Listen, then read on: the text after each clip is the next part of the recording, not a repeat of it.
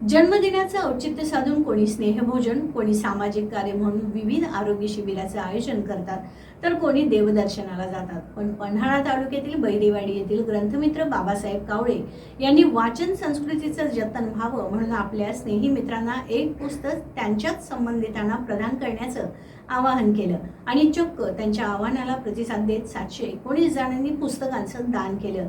वाचन संस्कृतीचं जतन करण्यासाठी त्यांनी राबवलेल्या या उपक्रमाचं कौतुक वारणा परिसरात होत आहे.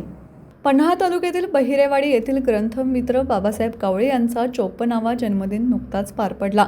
जन्मदिनानिमित्त त्यांनी एक अभिनव उपक्रम राबवताना आपल्या मित्रमंडळी तसेच आप्तेष्टांना वाढदिवसानिमित्त पुष्पगुच्छ अथवा कोणतीही भेटवस्तू देण्यापेक्षा एक पुस्तक आपल्याच एखाद्या जवळच्या संबंधितास दान करावं असं आवाहन केलं होतं.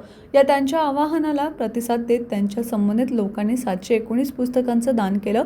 719 जणांनी ही पुस्तक स्वीकारली देखील. या अभिनव उपक्रमामुळे बाबासाहेब कावळे यांचं कौतुक वारणा परिसरामध्ये होत आहे. बाबासाहेब कावळे हे वारणानगर इथल्या शारदा वाचन मंदिरामध्ये ग्रंथपाल म्हणून गेली 32 वर्षे कार्यरत आहे. या वाचन मंदिरामध्ये 25,000 ग्रंथसंख्या असून 1990 पासून सर्व दैनिक आणि नियतकालिकांचा संग्रह या ग्रंथालयामध्ये आहे. बाबासाहेब कावळे यांना 2007 सालचा राज्याचा ग्रंथमित्र पुरस्कार मिळालेला आहे. बाबासाहेब कावळे यांनी पन्हाळा तालुक्यामध्ये गाव तिथं ग्रंथालय ही संकल्पना 100% यशस्वी करण्यासाठी मोठे योगदान दिले. त्यांच्या प्रयत्नातूनच पन्हाळा तालुक्यात 110 पैकी 110 गावांना ग्रंथालय उपलब्ध झालेली आहेत.